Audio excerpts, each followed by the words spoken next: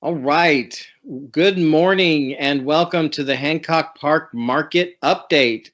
It is Tuesday, March 23rd, 2021, and it has been a year since COVID started. And we are, interestingly, I'm looking at the number of active properties on the market in Hancock Park, 67, which is about where we were 1 year ago. So we've been on a roller coaster ever since. We went down to a very low number. We went up to 100. Then we went down to 50. And then I believe it was as low. Yeah, it was as low as 52.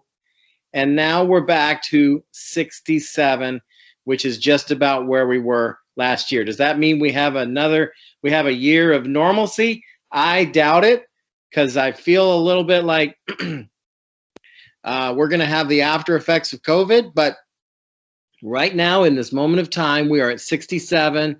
Having said that, the MLS has changed its boundaries a little bit, so we're going all the way down from Wilshire to Pico in some cases, and I wouldn't call that necessarily Hancock Park.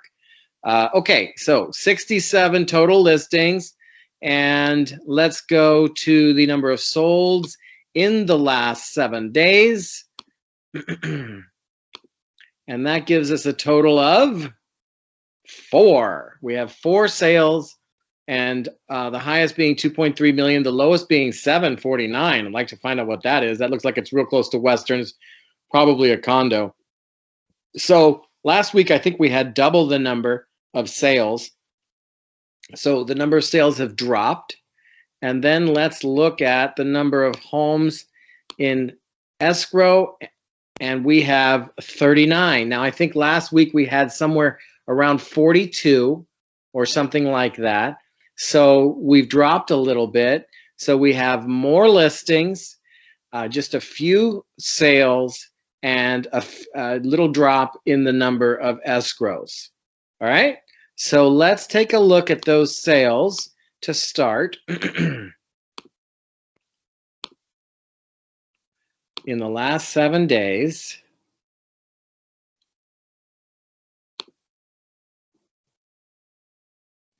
start with the highest to lowest and take a look at these.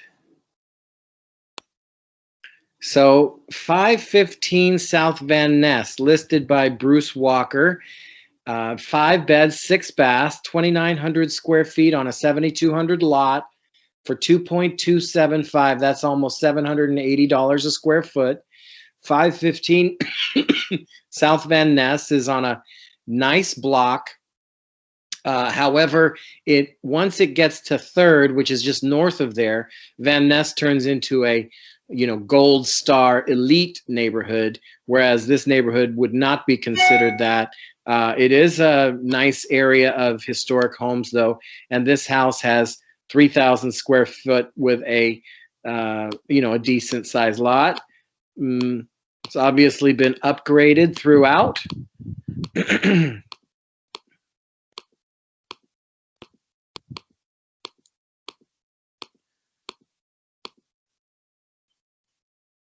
So those pictures that you see with the furniture, that's not actual furniture.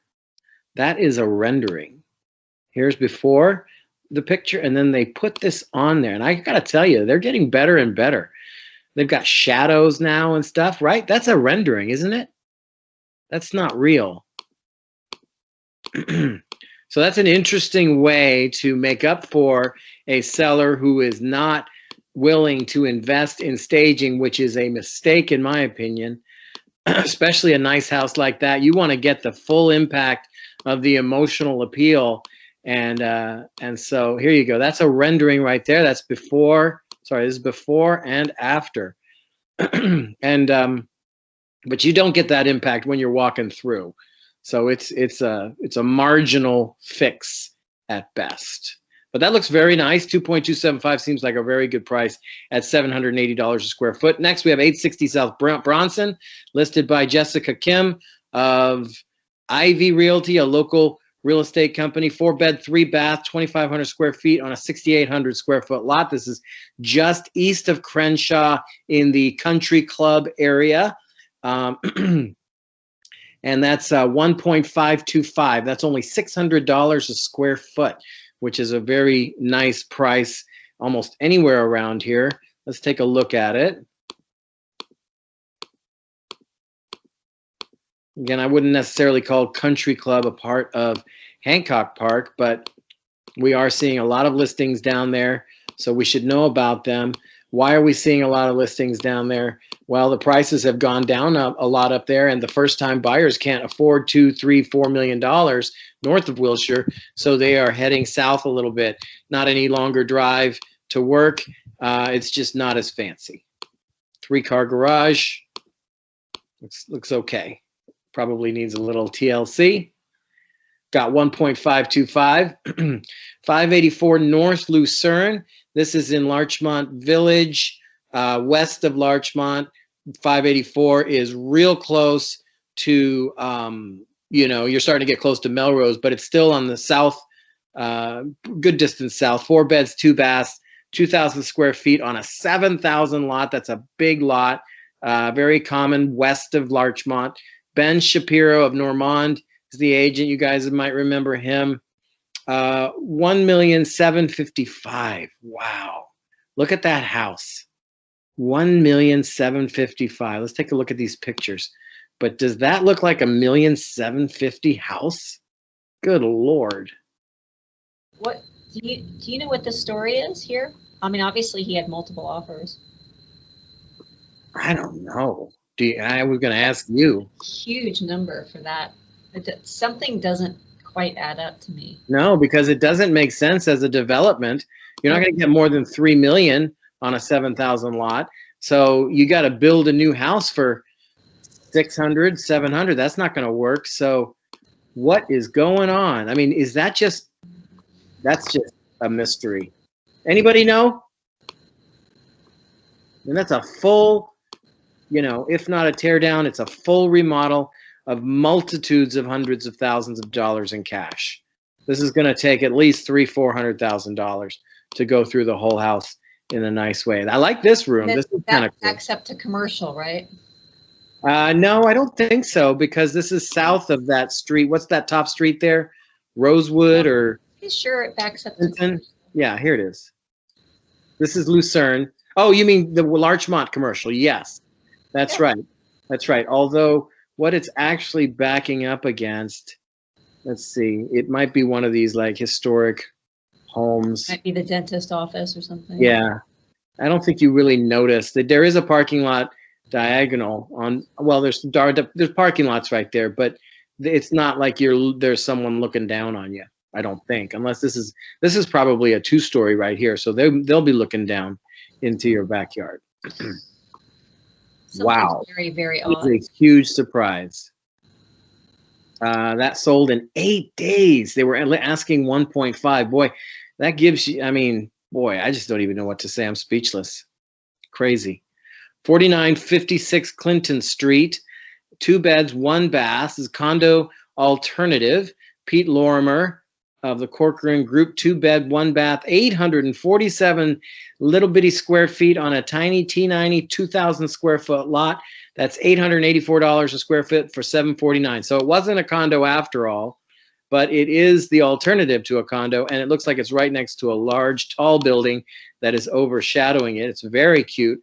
So for $750 though, what are you going to get? Looks like it's a nice starter home here. In a good neighborhood, close to Larchmont, close to everything. So if that was me, I would get that thing. $749, you pay $150 down. You got $600 loan at a tiny rate. Maybe you're at $2,500 plus taxes. Maybe you're at $3,000 a month. You could probably rent that out at just about break even. All right, let's head back to the, let's go to the solds, or sorry, the actives, and we'll look at the last 7 days of actives.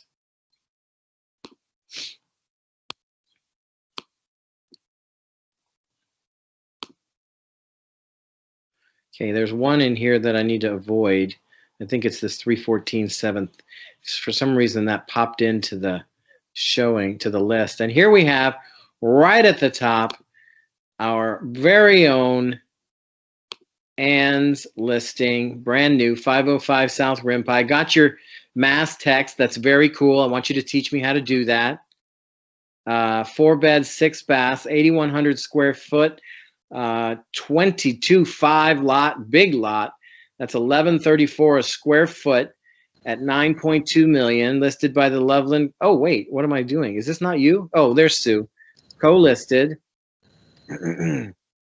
And that is a big house. Let's take a look. Did you already have the? Is that today? It's tomorrow. Tomorrow. I think your text says that, right? Yeah, probably. Wow, look at that room. My God. Oh, that is just. It's pretty great. That's house porn right there. That is beautiful. Wow. Oh, my amazing. God. Beautiful. That is just not fair. They had a wedding for their daughter in that room. Oh my God. You could have a party and seat, 100 comfortably at round tables. And how about the English pub? Did you notice the English pub back there?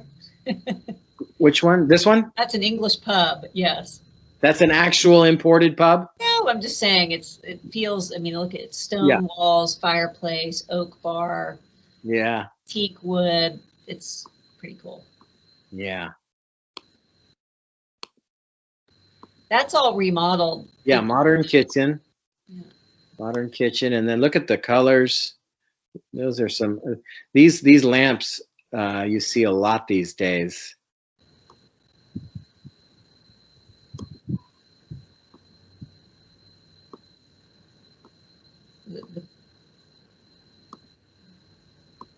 You want me to stop? I want to go back? I heard you say something.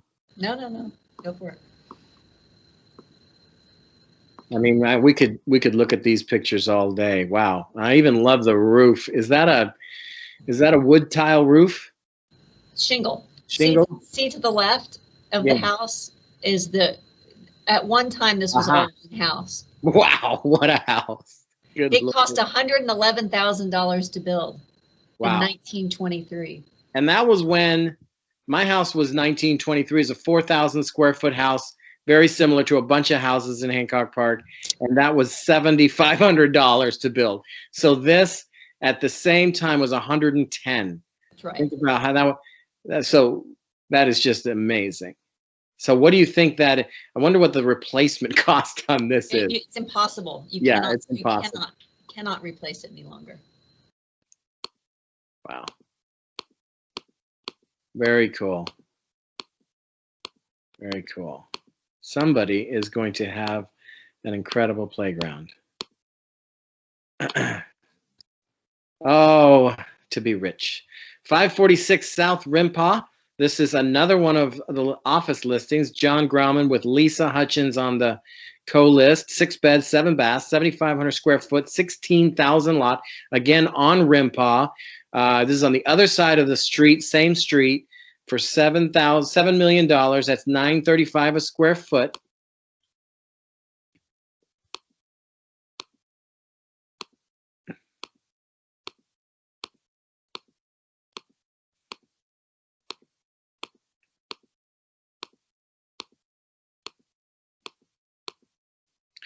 What do we call this? What's the style here? Italian palazzo, Mediterranean. 7 million. That's $935 a square foot. So then we have 212 South Muirfield. This is, I know this is listed by Diana Knox, and it is on that little street right across from, I believe it's the Argentinian consulate, or maybe it's the Canadian consulate. Yeah. And it's across the street from, is this the house that was owned by Howard Hughes, or the Howard Hughes is across the street? That's across the street. This is right on the golf course, where he landed his plane on the golf course and drove up to his house in his plane. 5 beds, 8 baths, 5,700 square feet, 20,000 square foot lot, 1,223 a foot. So a big number, 6,995,000. Which is not a terribly big number in general. That's a really cool little street there. Not a lot of reasons to cut through there. or at least I don't think. So a little bit private, a lot of incredible homes on that street.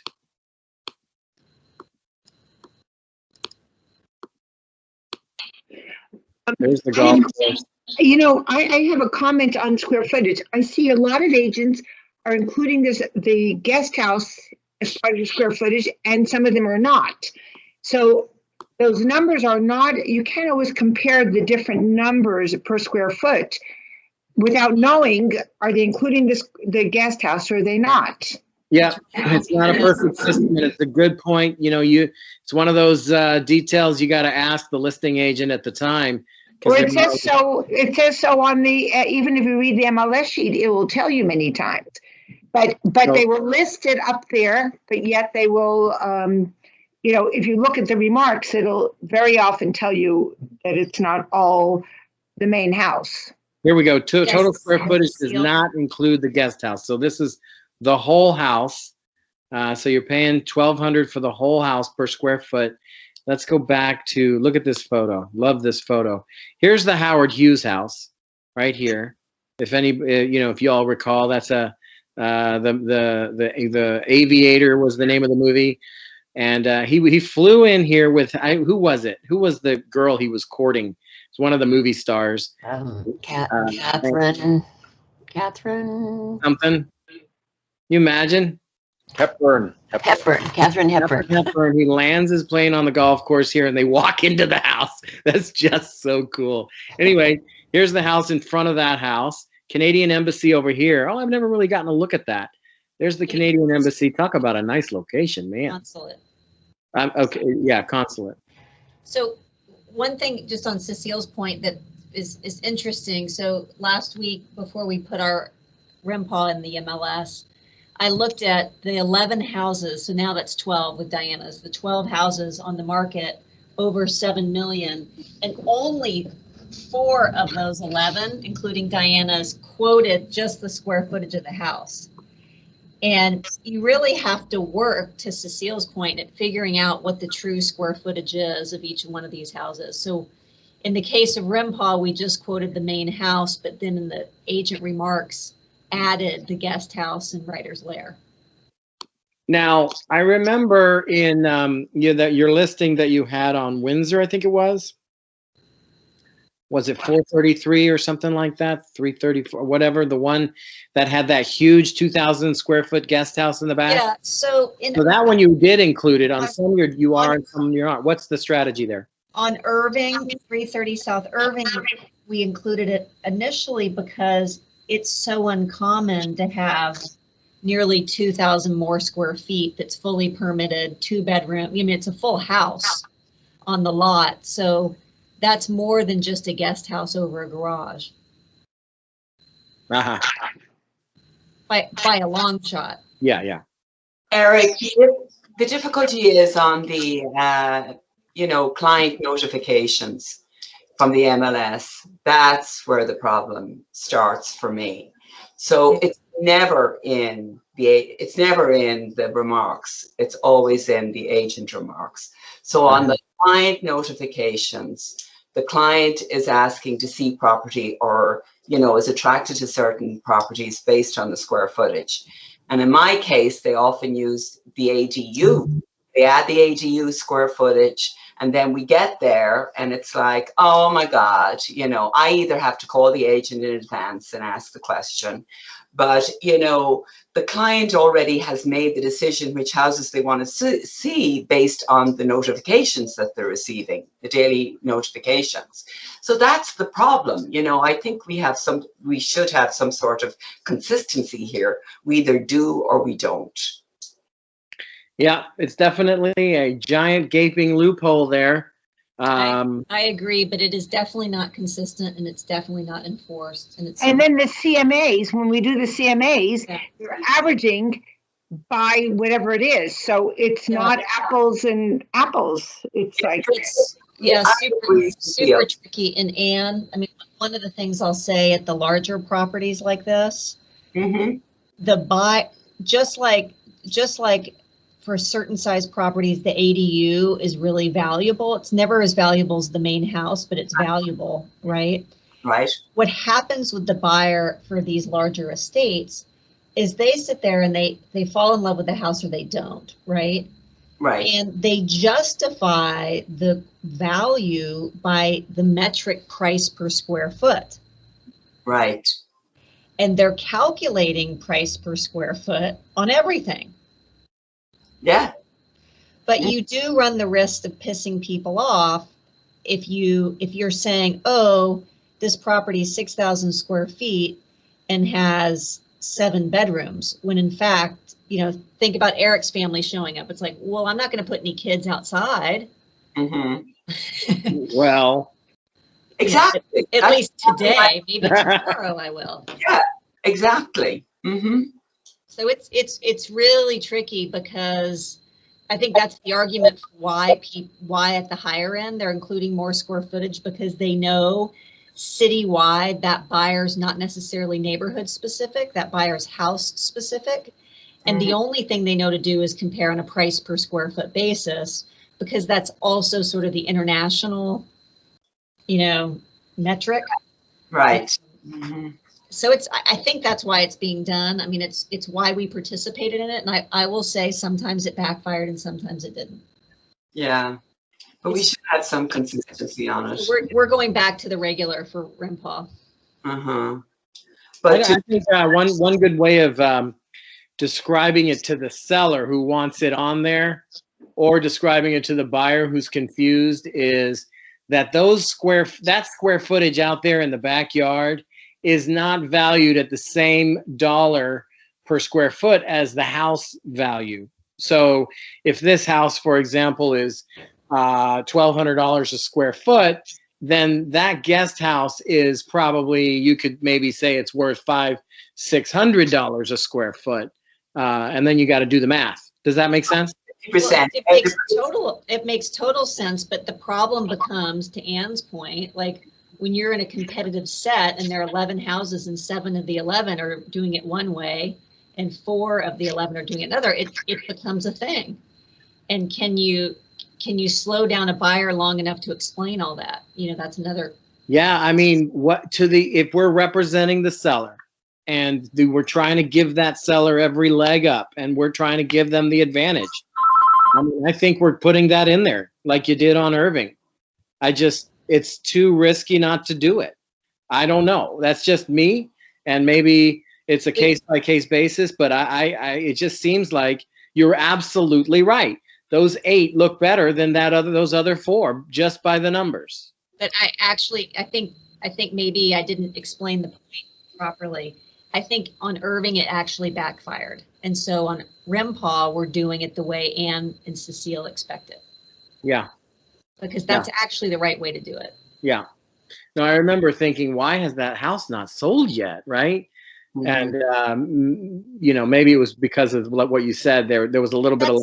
That's not the reason it didn't sell. I'm just saying, the people who were in the market were looking at that moment in time. Were looking for houses with more bedrooms, and they didn't value the guest house. But as all of us know from being in the business a long time, like one day that guest house is the most important thing for one buyer, but it might take you 2 months to find that one buyer that values that guest house, which is what makes the property really special, right? I mean, one of the things. Yeah. I think it should just be consistent. And if you're going to add it in, Erik, then I think you should put it in the remarks, not in the agent remarks. Yeah. For the point I made earlier. Yeah. The client does not get the agent remarks. We just didn't. And the buyer makes the decision based on the square footage. In my particular case right now, the difference between 2,000 and 2,400, it either means they're interested or they're totally not interested, because the reason why they're moving is because they need that extra square footage or that extra bedroom. Yeah. So they might even be missing out on some houses because they're making, you know, or we're wasting our time looking at houses that are not really the square footage. They're really only 2,000 square feet instead of 2,400. So I feel it should be mentioned in the remarks and not just in the agent remarks. Yeah. And it should be consistent. Okay, Yeah. that's me. Okay. You know, and you know, why not, you know, reach out, call the MLS help desk and ask them what the policy is. I'm sure they have some sort of answer. Maybe not be a good one, but I'd love to hear what they say. They do have a policy, they just don't enforce it. Yeah. What's the policy? Yeah, but the problem is also, even we ourselves in our office can decide what we're going to do, but we're dealing with so many different other agents and other offices, and they're going to continue doing what they're doing. Mm-hmm. Yeah. So that's why. Dog eat dog world. We got to figure out how to make it. Yeah. Yeah. All right. Next listing. Let's focus here. 134 North McCadden, listed by Haya Zamel of Rodeo. 5-bed, 4-bath, 4,000 square feet on a 12,000 lot. This is in an excellent location, south of Beverly, east of Highland. It's going to get the crowd that likes to go to La Brea, to Shul, to the temples there, and it's going to get the other crowd. So that is going to be a real popular listing, I can tell. 5 beds, 4 baths, 4,000 square feet, 12,000 lot. That's only $858 a square foot. I wouldn't be surprised if this goes quick,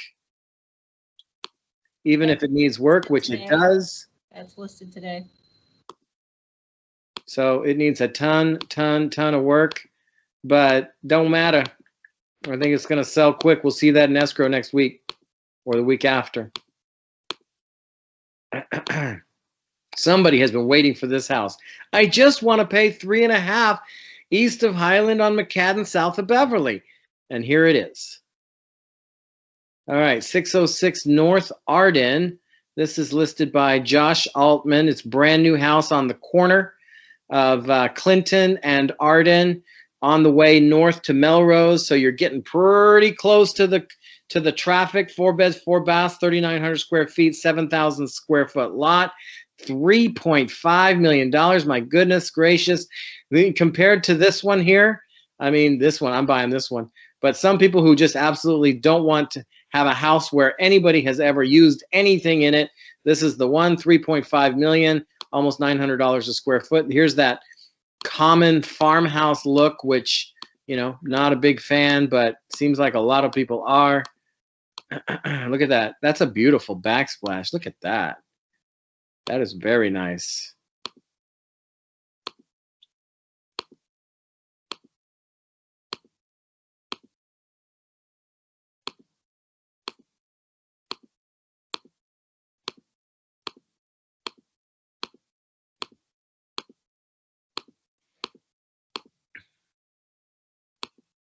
Wallpaper.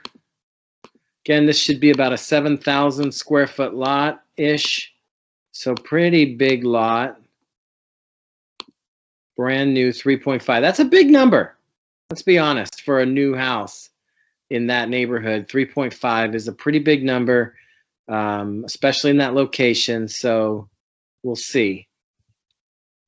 512 North Arden. This is one block south of that house.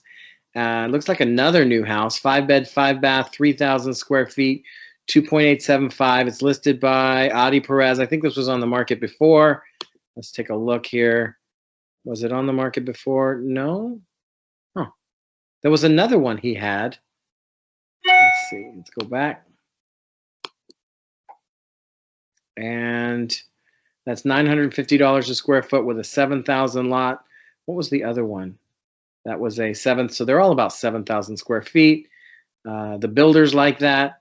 5 beds, 5 baths, 3,000 square feet. Looks like a. So you're getting 900 more square feet on the house above. You're paying about $600,000 more for that. This is in a way better location than that. Not as grand, 2-story, but still beautiful.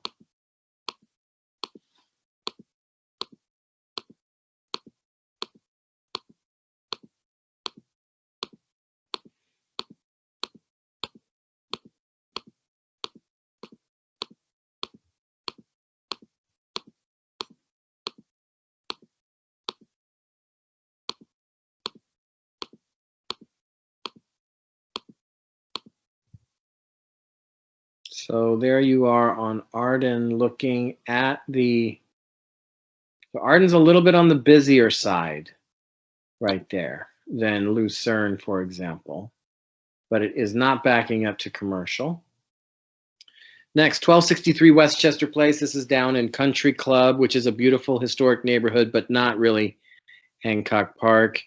By Dahong Park of Keller Williams Larchmont. 8 beds, 7 baths, 4,200 square feet, 9,000 lot for only $350 a square foot. That's $1,475,000. This must not be in good shape. $350 a square foot.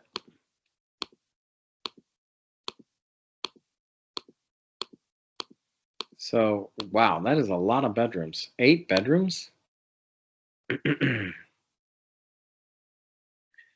What's the lot now?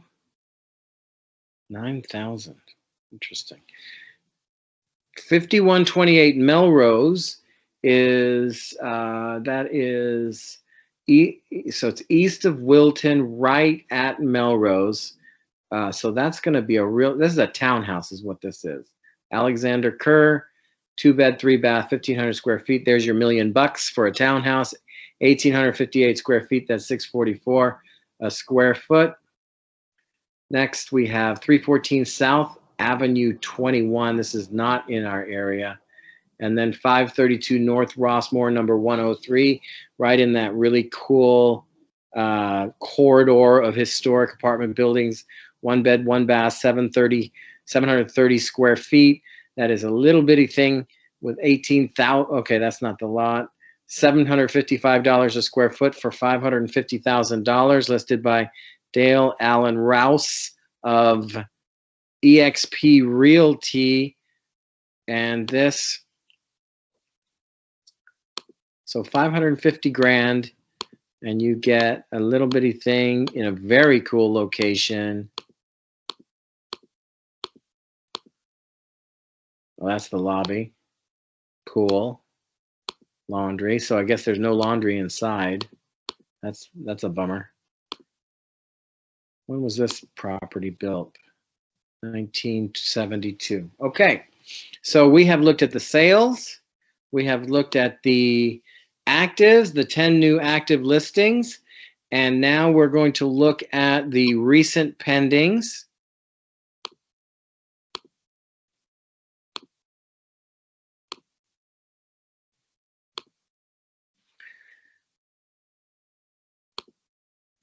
You know, I don't even think because pending means that it's gone straight to, you know, it's gone through the process a little bit. All right, so these are the new pendings, and 2 of them are quite large homes. Let's take a look.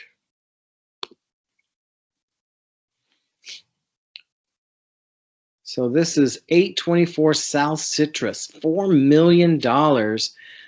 In Hancock Park adjacent.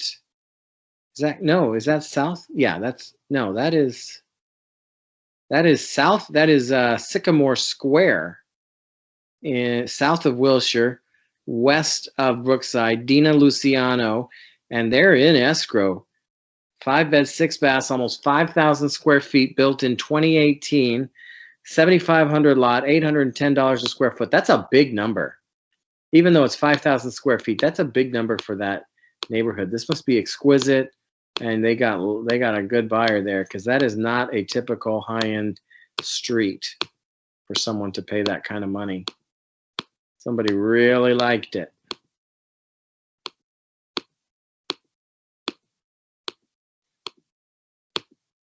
I don't know, would you guys say that this is valued similarly to Brookside? I would think that it was less than Brookside. You've got a lot of apartment buildings in the near area, so a lot of tenants running around, which is not as good as homeowners.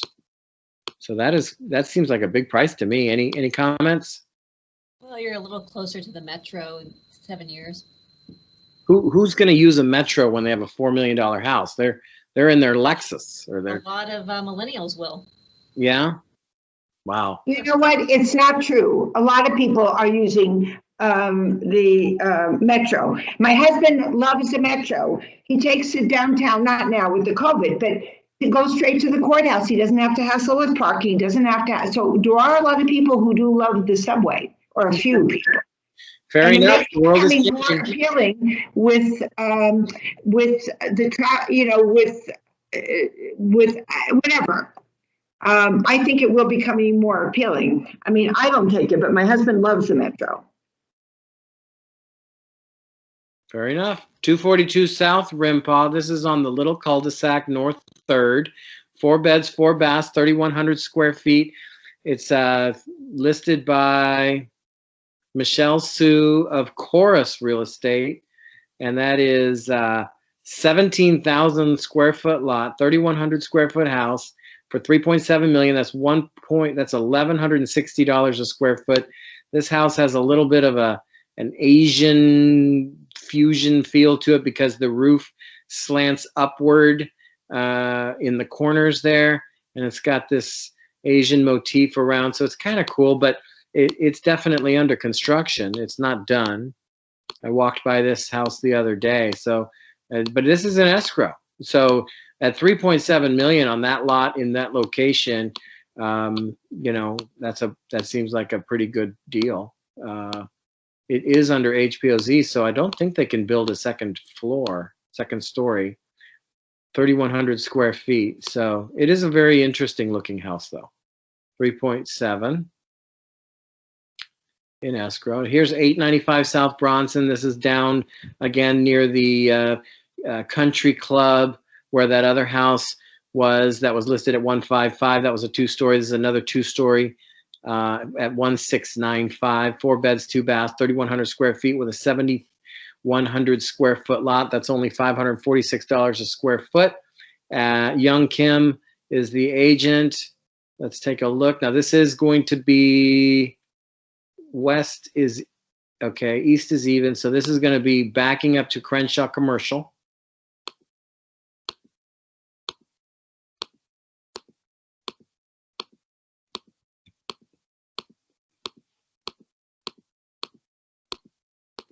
Right down the street, you have that driving range / spa, which is kind of cool if you like golf.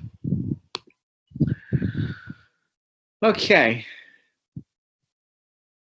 Next, we have 1289 South Lucerne. Now we're getting all the way down to Pico. We saw this before, and I was saying that's definitely not Hancock Park, but at a price of 1,149 with a done house, 1,700 square feet. That's somebody's not going to be able to say no to that. So that went into escrow. This is not a good location. It's a little bit too close to Pico. You're going to have all kinds of stuff walking up and down the street. That's not really going to be great for the neighborhood. But again, the house is done. 1149. You're in turnkey. That sold in 20 days, so that was quick. I bet you that got multiples. So that's the 4 that are in escrow. Let's see, just for fun, how many went pending in the last 7 days, and let's just for future research sake look and see how many of them went under contract sooner. I just don't want to miss anything. Last 7 days. Oh, it looks like, wait, is that possible? Last 7 days pending. Looks like nothing went pending in the last 7 days. So just 4 in escrow. Again, folks, let's recap here. We have 67 listings. That is definitely on the right track, giving our buyers more options, giving us agents more properties to sell. Let's hope that gets back up into the 70s and 80s. And as far as sales, you know, we've only had 1 sale over $2 million this week. And we've had several in the 3 million range go into escrow. So that's good. There's that one crazy one that sold for 1,755.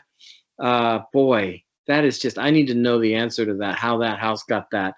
That's the little one on Lucerne, 584 Lucerne. I'll call Ben and let you know.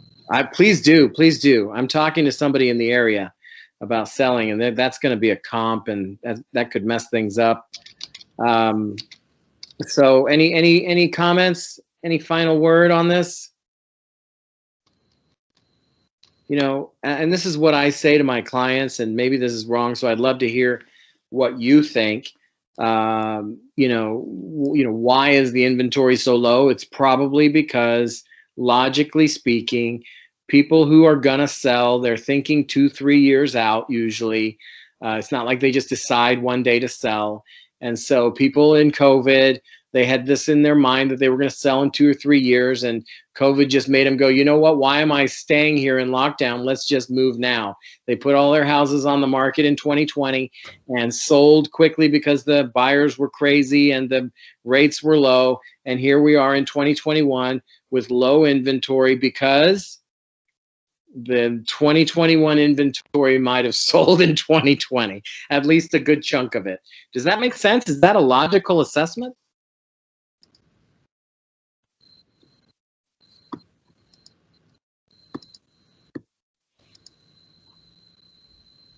Well, maybe it's not the right thing to say. It just feels like that to me. But good news, we're up at 67, and those are numbers that we can work with. Any last comments for the good of the order, as John would say? All righty. It is now 11:52, and I wish you all a very successful week. Take good care now. Thank you, Erik, very much. Erik. And the same to you. Thank you. Erik, thank you very much. And thank you for during your office meeting. You were wonderful, really wonderful.